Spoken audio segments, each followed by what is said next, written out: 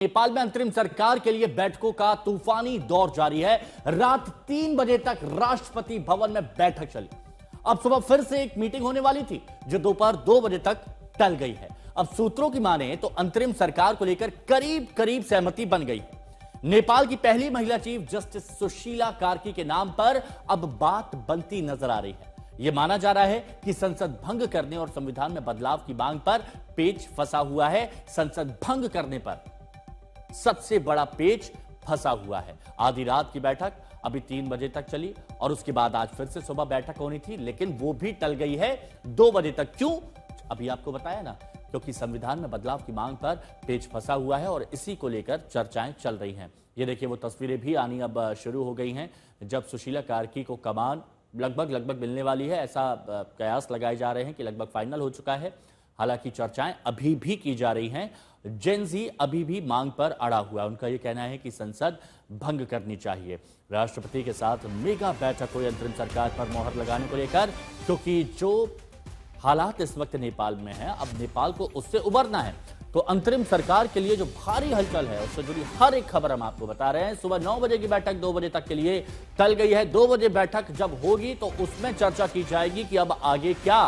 राष्ट्रपति आवास पर दोपहर 2 बजे यह बैठक होगी जिसमें कई मुद्दों पर चर्चा होगी। नेपाल के भविष्य को लेकर जेन जी एक बहुत अहम भूमिका यहां पर निभा रहे हैं। रात के 3 बजे तक राष्ट्रपति के साथ उनकी बैठक चली और जो नाम आ रहा है सामने, सुशीला कार्की, अंतरिम सरकार की कमान पर सुशीला कार्की का नाम सबसे आगे है।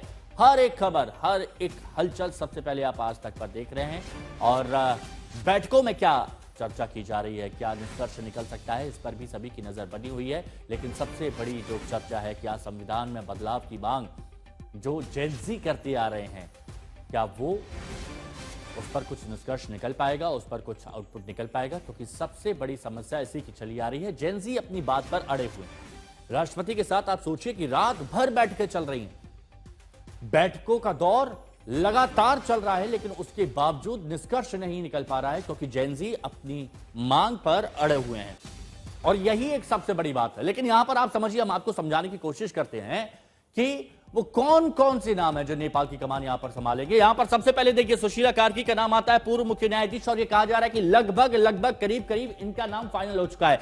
दूसरा जो नाम आता है, बालेंद्र शाह, युवाओं में काफी प्रसिद्ध हैं। बालेंद्र शाह काठमांडू के मेयर हैं और इनकी बहुत अहम भूमिका, क्योंकि युवाओं को समझाने की कोशिश बालेंद्र शाह करते हुए नजर आए थे। उसके बाद ये देखिए, कुलमान घिसिंग नेपाल विद्युत प्राधिकरण के पूर्व एमडी हैं, इनकी भी बहुत एक अहम भूमिका सामने आ रही है। तो कौन संभालेगा नेपाल की कमान? तो ये 4 चेहरे आप देख लीजिए, सुशीला कार्की, बालेंद्र शाह, कुलमान घिसिंग और हरका समंग, जो कि मेयर हैं धारण और उप महानगर पालिका के। अब युवा भी इनके चेहरे पर विश्वास करते दिख रहे हैं, लेकिन जेन जी भी यहां पर कुछ उनकी भी मांगे हैं जिन मांगों को लेकर वो एकजुट हो नहीं पा रहे हैं, क्योंकि अलग अलग गुट अलग अलग मांग कर रहे हैं। लेकिन ये जो 4 नाम हैं, ये वो नाम हैं जिन पर फिलहाल ये कहा जा रहा है कि जिम्मेदारी दी जाएगी, जो नेपाल की कमान को संभालेंगे। अब आप ऐसे समझिए कि नेपाल में फैसले का दिन क्यों कहा जा रहा है। राष्ट्रपति के साथ मेगा बैठक होती है अंतिम सरकार पर मोहर लगाने की, सुशीला कार्की को कमान, बन रही है आम सहमति, इस पर प्रश्न चिन्ह अभी लगा हुआ है, फाइनल यहां पर ठप्पा नहीं लगा है। तो यह भी आप समझिए कि अंतरिम सरकार पर मोहर और बन रही आम सहमति सुशीला कार्की के नाम को लेकर। लेकिन अभी फिर कह रहे हैं कि लगभग ये फाइनल है। अभी एक और बैठक होने जा रही है, राष्ट्रपति आवास में ये बैठक होगी, 2 बजे ये बैठक शुरू होगी। यहां पर देखिए, जेन जी मांग पर अड़ा हुआ है कि संसद को भंग किया जाए। अब ये सबसे बड़ी समस्या है, जेन जी की तरफ से मांग की जा रही है कि संसद को भंग किया जाए। हमारे सहयोगी पंकज दास हमारे साथ जुड़े हुए। हर एक तस्वीर जब से नेपाल में ये घटनाक्रम शुरू हुआ, सबसे पहले वो खबर आप तक पहुंचा रहे हैं। पंकज, अभी क्या अपडेट आ पा रहा है, क्योंकि जो 2 बजे बैठक शुरू होने जा रही है, सबकी निगाहें उसी पर टिकी हुई हैं, उससे जुड़ी क्या जानकारी आपके पास?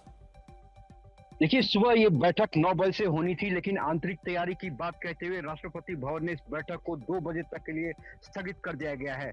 अब 2 बजे बैठक होगी, उसमें यही चर्चा होगी कि संसद विघटन किया जाए या नहीं किया जाए। उसको लेकर राष्ट्रपति ने सभी जो प्रमुख राजनीतिक दल है उनके प्रतिनिधियों को भी वहां पे राष्ट्रपति भवन में बुलाया है। साथ ही आर्मी चीफ मौजूद रहेंगे, स्पीकर मौजूद रहेंगे, जो नेशनल असेंबली के चेयरपर्सन है वो मौजूद रहेंगे वहां पे।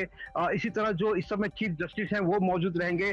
कल ही राष्ट्रपति ने जो है, जो संविधान विशेषज्ञ है, यहाँ के वरिष्ठ जो एडवोकेट है, उन सबको बुला के इसको कानूनी रूप से कैसे आगे बढ़ाया जाए, इस बात को लेकर है।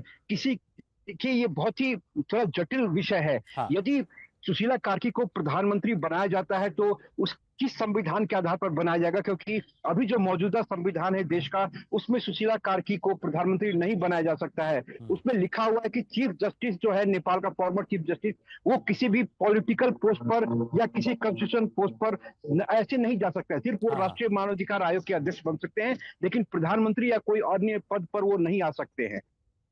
अच्छा, मैं पंकज आपको कुछ देर के लिए रोकता हूं क्योंकि अमित भारद्वाज हमारे सहयोगी हमारे साथ में जुड़ चुके हैं। अमित, ये बताइए, आप भी नेपाल में मौजूद हैं, क्या सुशीला कार्की को लेकर एक सहमति बनती दिख रही है?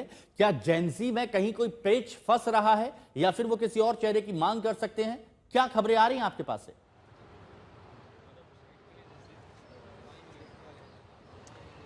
देखिए, इस बात में सबसे बड़ी पहल जो है वो बलीन शाह ने ली थी। उसके बाद ही आप ये मान सकते हैं कि जो मेजर हर्डल होता सुशीला कार्की के बतौर अंतरिम सरकार के अध्यक्ष के तौर पे होने का, वो हट गया था।